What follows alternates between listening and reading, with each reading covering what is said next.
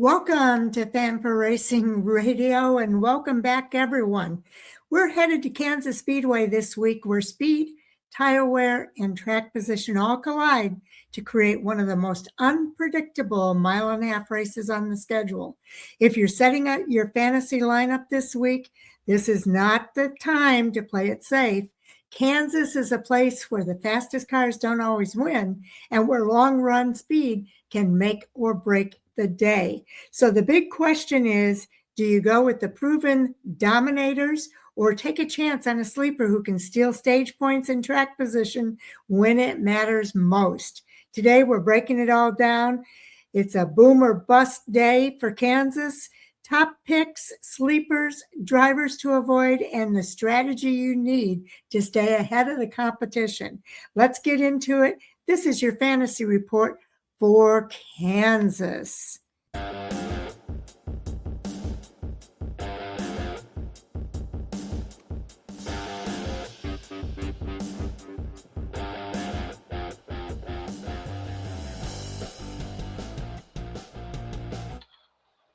Welcome to Fanfare Racing Radio, and I'm Fanfare Racing Sharon, and joining me today is the Tasmanian Devil. Hey everybody, how's it going? And there's no place like home as Kansas as we head to this week. Kansas for a lot of these drivers, as the title states, boom or bust, and you'll see why here when we get to the next gen average finishes. But first, we gotta review our Bristol fantasy report, as it took quite the turn. Let's see what happens. I originally started Christopher Bell, but Bell was kind of not doing great, and this was before Chase Elliott had issues. I took Bell out and subbed in Ty Gibbs, and thank God I did. Which in that case, Sharon, I swapped your Ty Gibbs out for Chase Elliott, so I think I took a few points out of that, but it didn't matter anyway, because Sharon, you also had Blaney, who shockingly turned the page in Bristol. So you had the top three guys for the most part. Hamlin could be who ended up finishing, I think, like 9th or something like that, was also in the picture early on. Sharon ended up edging me on the top 5 by, I'd say, about 30 points. And then the head-to-heads, we both went 2 for 4, so that gave Sharon the Bristol win, 246 to my 213, which gives Sharon a 7-point advantage over me going into Kansas. Oh my God! I would have never guessed I'd ever do that against the Taz. Oh my gosh! Now, with that in mind, we have to look out for a few drivers that we are now starting to hit the yellow zone with, yes. Because we have now, what the yellow zone means here is we have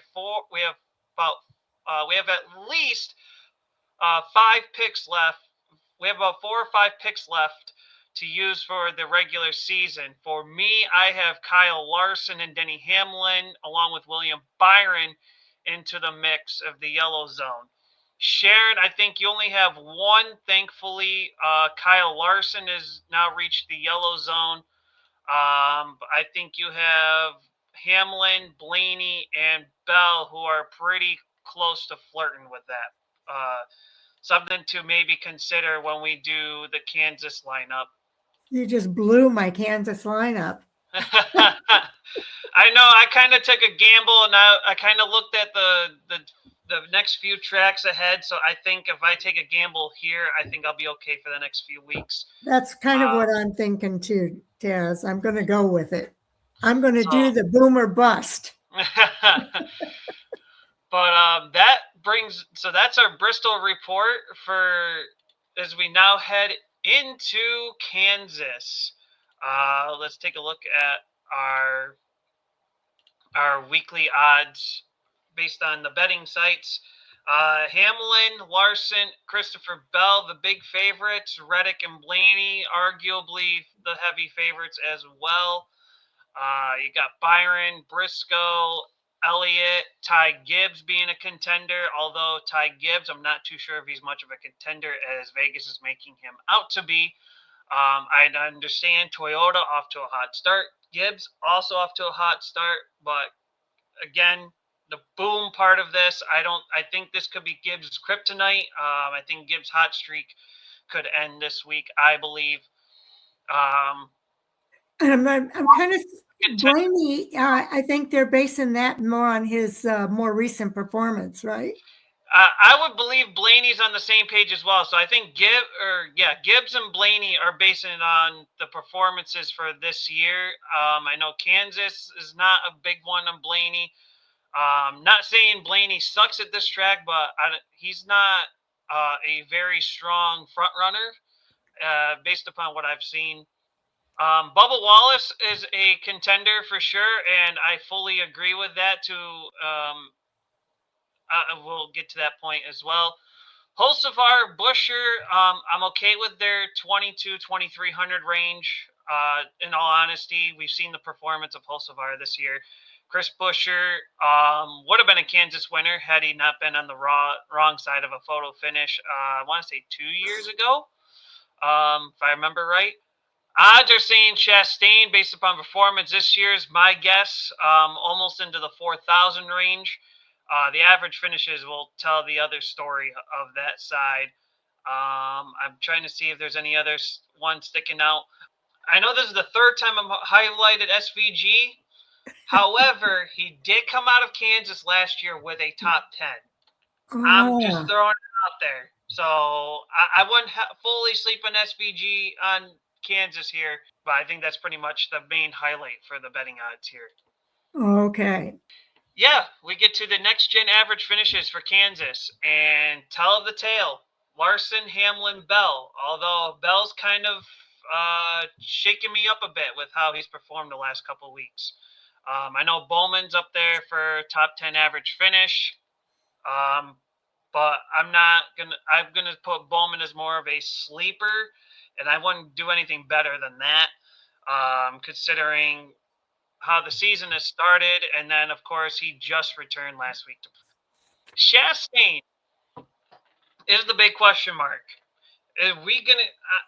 And I know we had I don't remember which track it was, but I know it wasn't that long ago. Chastain was somebody to kind of look at in the finishes, but the odds told the other hint otherwise.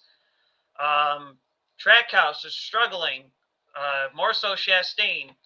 I'm not sure if we're going to – I would say if you're going to put Chastain in a lineup, I say a sleeper. I know the average finishes say otherwise, but I don't agree with him being a starter if anybody plans on him being a starter. And if you are believing in one heck of a fairy tale. Now, where's Briscoe on here? Briscoe is all the way down to the 14 slot. And it's good that you mentioned him, because all of these finishes, minus the last two, are with Stuart Haas. These back-to-back fourth-place finishes last year come from Joe Gibbs. So this is somebody I would definitely look into as well. And the other one, let's see.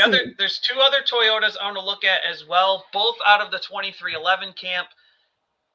Tyler Reddick, who's won here before in 2023. And then, of course, he had a seventh-place finish last year. And then the other one is Bubba Wallace. Yes. He got a top 5 last year in the fall Kansas race. I know the other races. And I think he was contending for the lead at the end too. I think he fell back to that, and I think he was almost had a second place. Yeah, I think so too, if I remember correctly.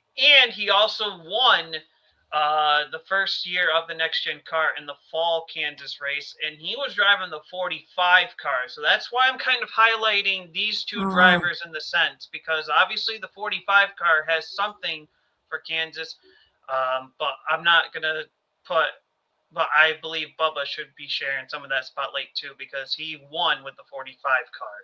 Oh, okay, that's interesting. Okay. We mentioned Blaney earlier. I'm going to hit on this one quick. His finishes not terrible, but not consistent top 10 worthy. So this is so Blaney's kind of one to where, is this a guy you want to take? Is he a boom or a bust? Exactly. Byron is the same exact way. So it's pretty much a matter of, are you going to boom or bust this week? And it's weird because Kansas is not a super speedway track at all. Okay, you're changing my mind on a couple of my picks here. That's all good. That was good information there. So let's see what the Fantasy Hub has for us this week. Okay, here we go with the Fantasy Hub. To steal a line from the WWE superstar, the 2020 Daytona 500 honorary pace car driver, Sheamus, Kansas Speedway has delivered banger after banger after banger in recent seasons. It's noteworthy that Toyota had the race locked up in the fall until it went haywire at the end. Last spring's race is also the site of reigning champion Kyle Larson's last victory, leading 221 laps, the most laps led by any driver in a 400-mile race on a 1.5-mile track in Cup Series history. So some things to think about there. Now, for our must starts, Kyle Larson in the number 5 Hendrick Motorsports Chevrolet. Larson sits atop the food chain in the famed Barbecue City. He has 9 top 5s, 13 top 10 finishes, and 22 Kansas starts. He's the only repeat winner 3 times in the last 11 visits to the Sunflower State. Since joining HMS in 21, he's led 761 laps at Kansas, more than double the next closest driver, Denny Hamlin, at 337. Kyle Larson is very strong at this track. You know, Larson is one that I don't know. I mean, I feel like if he doesn't win here, where is he going to win? He's got a winless streak going. I think he's at 232 and counting on his winless streak. I'm thinking if he doesn't break through here, he's not going to break through. That's where I'm at with him. If he doesn't win here, I don't know where he will win. He is a boom or bust driver. So I like Larson. I'm going to give him the Bristol Hopes from last week. I think he'll do good for points, but if you're looking for a winner straight out of the gate, I don't know if Larson's going to be the guy. I'm waiting for him to be this dominating favorite and come out as the winner. And we've seen last week Bristol play that tail. I think there was a couple races last year at the end of the year where he was a dominating factor and never won. So I think those are good points. I think Larson, I like the starting factor in terms of points, but if you're looking for a straight out winner, I would not go in the Larson direction. Okay, and that's based on that winless streak that he's on, 32 and counting, I think. The next driver is Denny Hamlin. He drives the number 11 Joe Gibbs Racing Toyota. While Larson has had recent Kansas success, it could be argued that Hamlin is the gold standard. He has 4 victories, a track record, and a 12.6 average finish through 35 starts there. In the last 9 Kansas events, the number 11 Toyota has 7 top 5s, 8 top 10 finishes, and with the lone outlier being last spring when the car had a mechanical failure. And I would definitely look at his next gen stats here to determine how you want to go with Denny Hamlin. Hamlin's let me see here. Hamlin has won once in the Kansas next gen races. He's been runner up 3 times, twice outside of the top 5, and one of those being outside of the top 10, which was a 36th place a year ago at this race, or at this time of the race of Kansas. That's when he had the mechanical failure. Yeah, so I like Hamlin in terms of chances. I would say maybe if you want to put him as a winner, I wouldn't hate that factor. I think I would probably, if I had to pick a winner, I would say Hamlin's probably one I'd go with. Hamlin's definitely one for points wise. So I like the must start for Hamlin. That's a good choice. And like I said, if your points, definitely winner, more than likely I would say so. Okay. Next up is the featured driver on the photo here, Chase Elliott in the number 9 Hendrick Motorsports Chevrolet. It was Elliott who capitalized on Toyota's mishap in the fall, scoring his second victory at Kansas. His 9.9 average finish at Kansas is the best all time of drivers who have made at least 6 starts. His 13 top 10s at Kansas ranks second among his personal best at any venue, 15 he has 15 at Martinsville Speedway. I think Chase Elliott could be a guy to hang on here. Yeah, really looking at his next gen stats for Kansas. 5 results inside the top 10.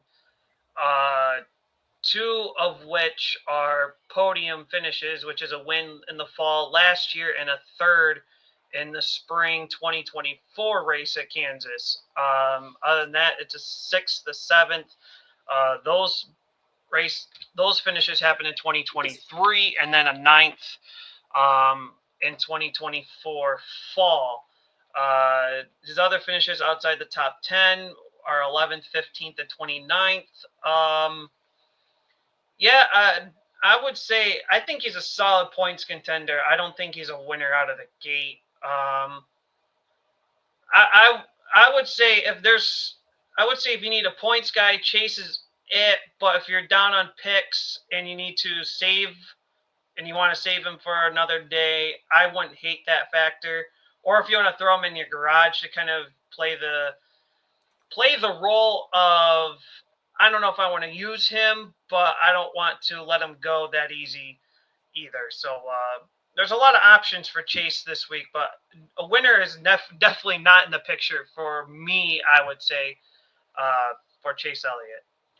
Okay, next up, we're going to go to our do not picks. And again, the picture here is rather interesting. You mentioned it already. Now we freeze again because the picture's not showing up. Oh, okay. Hold on. Here it goes. Now we're scrolling. There we go. There it is. Okay. Oh my goodness, the grandpappy. Wait, this is the void, right? This is the boy. Yes. Okay. Ty Bibbs. I don't need another week. And you mentioned it already. Ty Bibbs in the number 54 Joe Gibbs Racing Toyota. Gibbs enters Kansas on a career heater with 6 consecutive top 10 finishes, highlighted by his first Cup victory at Bristol Motor Speedway. Kansas, however, is among his worst tracks on the schedule, with finishes of 25th or worst in 5 of 7 attempts. Yeah, I just looked at his next gen stats, which is all he's pretty much ran in the Cup Series. He has 1 top 5, and that was the fall 2024 race. I think this is the hot streak ender. I would definitely keep Ty Gibbs out of there, and I'll gladly say it. Keep Ty Gibbs out of your lineup. And if you have him in your lineup, I don't know what you're thinking. If you're sucking his thumb, I'm sorry. Yeah, save him for another day, for sure. Okay, next driver, though, is Joey Logano in the number 22 Team Penske Ford. He's been on this list a couple of times this year. Logano's sheer pace in recent years at intermediate tracks remains a mystery. Statistically, Kansas is his worst 1.5-mile venue, with an average finish coming in at 16.7. Take the good with the bad, however, the boom or the bust. He has also reached victory lane there on 3 occasions. I'm guessing it's pre-next gen. You would be correct. And his next gen average finish is a 15.4, so he's not doing terrible. I would say he's doing a little better in the next gen versus overall. But yeah, his wins are coming out of the next gen era. He's only got 3 top 10s with 1 top 5 in the next gen era. I would definitely keep Logano out of the lineup. If you really need a garage driver, I guess you can use him, but I'll keep Mr. Clean out of this one. Okay, Mr. Clean is out. All right, next up, we want to go to our sleepers of the week, and Alex Bowman is on this list. Wow, okay. Actually, you know what? I'll go with that one. Okay, well, let's talk about his stats here. Alex Bowman drives that number 48 Hendrick Motorsports Chevrolet after an adverse start to the 26th season, which includes missing 4 races due to vertigo. Kansas could be the calling card for Bowman. The number 48 team has 6 top 10 finishes in the last 7 races. He holds a 9.75 average finish in 16 Kansas starts with Hendrick. Now that stat includes the old car along with the next gen car, but when you talk about his last, in the last 7 races, those are probably next gen races that he's had his 6 top 10s. Bowman, 6 top 10s in the next gens era, 2 of them top 5s. He does have 7 Kansas starts in the next gen era versus 8 like most of these drivers, only because spring 2023 he was injured. Josh Berry subbed for him that race. But yeah, Bowman, definitely, I like the sleeper option. Outside his lone next gen finish outside of the top 10 was a 28th place finish in the fall last year, but his next gen average finish is a 9.9. So best finish of 4th in the next gen, worst finish of 28th. Take away that 28th, his worst finish is a 10th. So I like the sleeper option. If you garage driver, I'd say for Bowman, but again, keep in mind that he is returning. I don't know if he's really fully up to speed, but I don't want to hype him up too much, but I don't want to downgrade him either. So I'll Are you saying he's a boom or a bust? He's middle ground. Let's put it that way. Okay. Ryan Preece in the number 60 RFK Racing Ford. Well, Preece is well known for his short track prowess, but as it turns out, he's adapted well to the intermediate tracks with RFK. He has 6 top 10 finishes in the last 9 visits to the 1.5 mile venue. He scored stage points in both stages at Las Vegas Motor Speedway, the most recent 1.5 mile track. His finishes don't say much, though. Although, I gotta say, what was it? He's been with RFK for 1 year now, 2025. So, I mean, let's see. Stuart Haas, he did 27th and 18th in 2023, 2024. He did a 28th and a 16th. Last year with RFK was a 7th and a 26th. So there's a spark. See, I feel like Ryan Preece, I don't know about a sleep. I'm not sure if I agree with the sleeper part of it. I would say keep him for another day.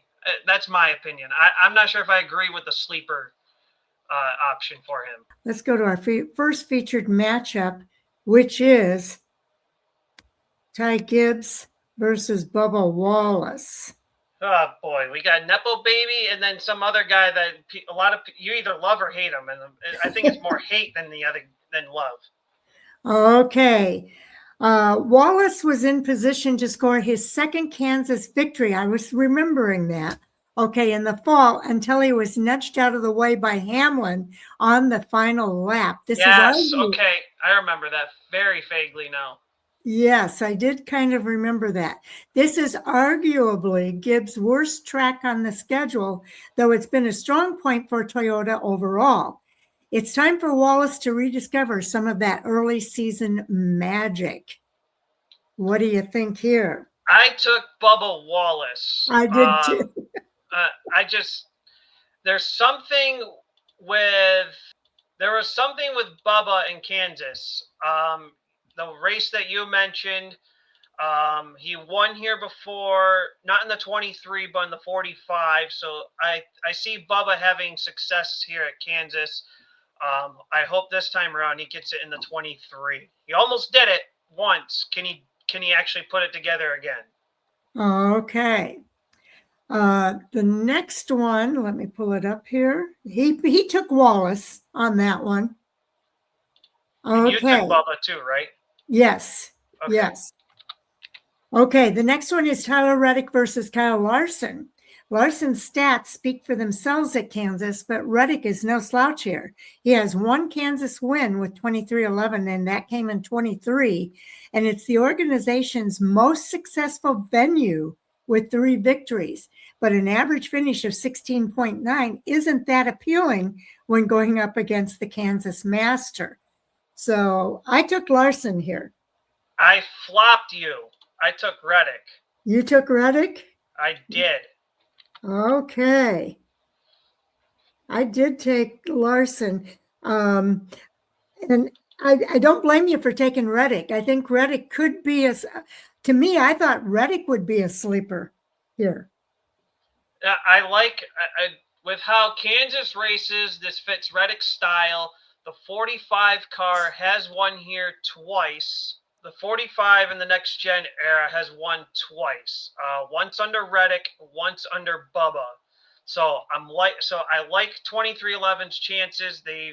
I know they've had two races where they, as an organization, they didn't do so great, but I think this is a good race for 2311 as a whole.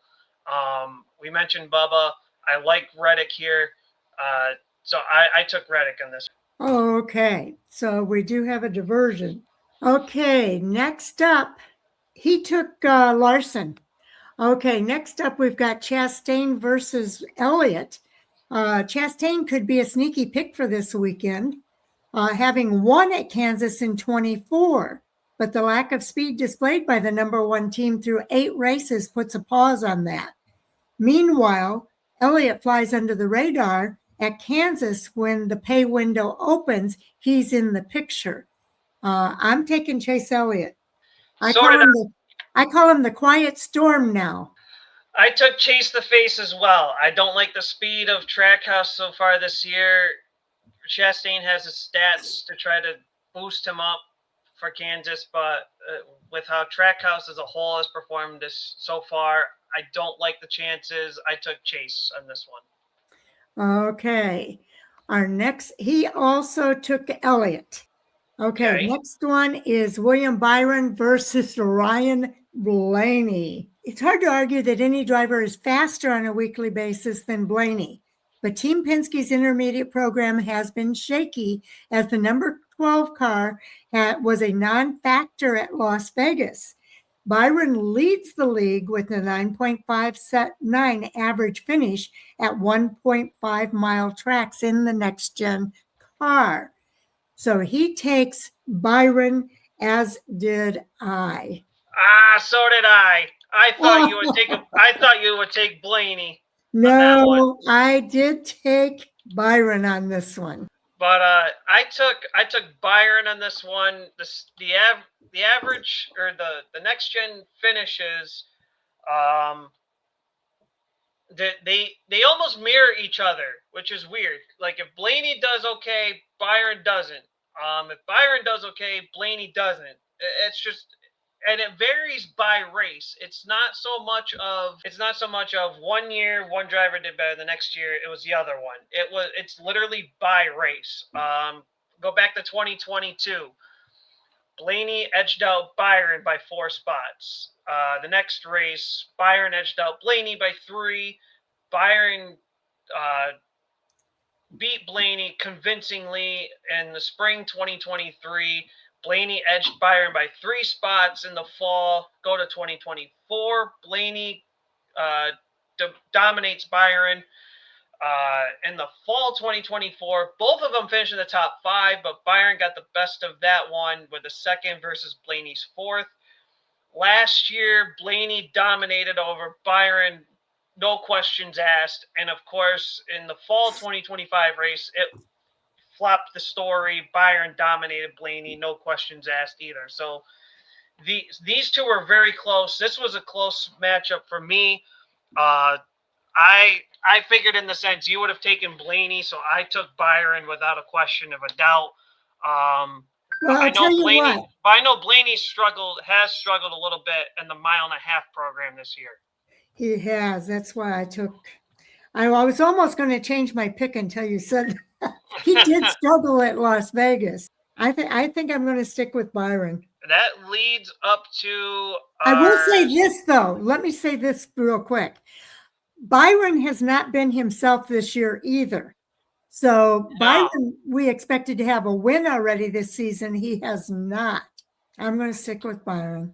All right, so that leaves our top 5 starters with our garage driver. Yes, and I think I've got it, but I'm open to making changes here, because my last 2, I think I've changed. I've got 1, 2, 3 for the 1 position, and 1, 2, 3. I've changed it 3 times for the last 2 picks. So we'll see what I end up with for those last 2 picks. I want to see what he has first. Oh, okay. He has. Let's see what he has. He has in his starting lineup Kyle Larson, Denny Hamlin, Christopher Bell, Chase Elliott, and Chase Briscoe, which kind of surprised me. And then Bubba Wallace. I think Chase Briscoe he picked because of his most recent performance. Wow. I about mirror image his lineup. Do you really? To the T. I almost do. I almost do. I have Larson. I have Hamlin. I do not have Bell. I have Chase. I have Briscoe, which was a last-minute change before I got on to here for the show, because I had Bell, and then I said, you know what? Bell has been shaky to start the year. Briscoe is starting his up climb. He had back-to-back 4th place finishes last year, and I know in the spring he struggled with the 19 JGR, so that tells me he's got something for Kansas with the right equipment, with the right team. So obviously something's a hit there. I took a hit on Briscoe and slept on Bell, and I put Bubba Wallace in my garage. Okay. And I have Tyler Reddick in my starting 5 as well. Okay, so you have Reddick and Briscoe. Let's see. I have Larson, Hamlin, no Bell. I took Chase. I took Briscoe. Yeah. Reddick's in my 5, and then Bubba in my garage. So I think we differ on just 1. I have Larson. I took Hamlin. I took Elliott. I did take Reddick. And I took Bell. I'm going to take a chance on Bell.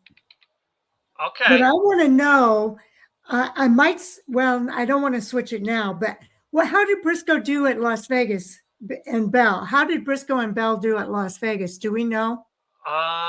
This past year, let's see.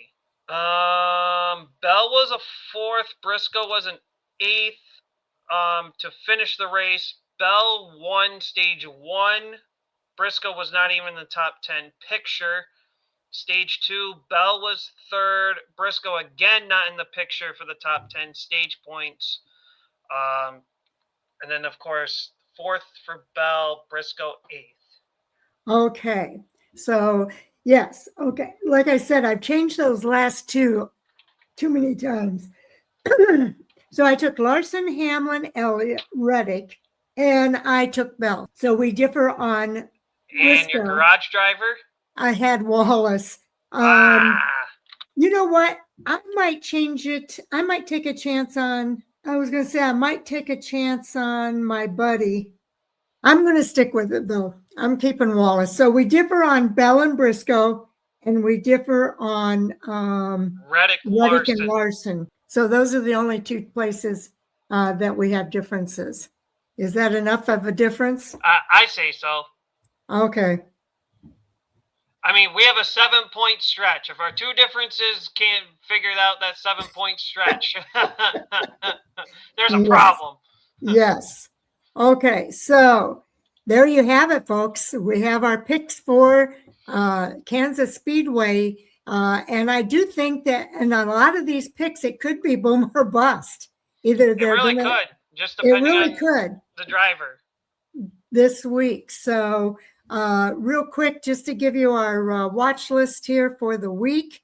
Hot Topics Sound Off will be every Monday night at 8:15 p.m. And that is where we review the races from the weekend, as well as give you the hot topics associated with each of those series and any other hot topics that are on the storyline list. And then on Tuesdays, we have interviews. This week, we interviewed Cole Denton, who won after just 3 starts in the ARCA West Series and at a track that tire wear is really important, Tucson Speedway. So that's a really good interview that Sal Segala did on Tuesday. That is up and published, so take a listen to what he had to say. The fun thing about this one is that the interview was right after he finished 4th in 2 races out at Nashville Speedway. So that was kind of fun to talk to him. He's still in his fire suit. So that was an interesting twist. Then Wednesday, of course, I'll let Taz talk about. Wednesday is Race Chat Live, 7 p.m. Eastern, 6 p.m. Central. You'll see myself now taking over the captain seat, the lead host role. That started out this past Wednesday. We're going to keep that going for the time being. Could lead into permanent. Let's see how that goes. Chris will be joining me as well, along with Mr. CJ Sports from the 110 Nation. We cook things up from the Cup Series racing for the most part, and we also cover some of the main hot topics that come out throughout the course of the week. We also break down some of the big storylines.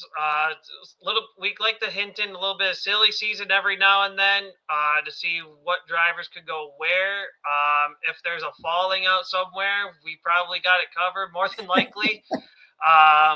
But yeah, make sure you tune in Wednesday night, 7 p.m. Eastern, Wednesdays, 6 p.m. Central, and get the latest scoop and hot rundowns from the Cup Series and much more. All right. And then Friday, of course, is our fantasy report day. And those always come out typically on Friday afternoon or evening. And then we started all over again on the other side of the race weekend. Jay and I do previews. They typically come out on Thursdays and Fridays. Only 3 races this week. I have the ARCA race out there. The Cup race is already edited and ready to go. I'm about halfway through the O'Reilly Auto Parts series. So when I have that edited, then we'll get that out. Then I'll put out the Cup Series, and then I'll edit and put out the fantasy report for today. So definitely looking forward to the races this weekend. Taz, how about you? Definitely looking forward to it. Tonight, Friday night, April 17th, opening night at Dreamfield Speedway. So I'll be flagging in the flag stand for the first time this year. So can't wait to get things rolling in Afton tonight. All right. That sounds great. And thank you, everybody, for tuning in. We do appreciate you taking time to hear what we have to say. Taz and I have a lot of fun doing this, and we hope you have a lot of fun listening. So take care, everybody. This is Fan for Racing Radio, and we will see you on the other side of the race weekend. Take care, everybody.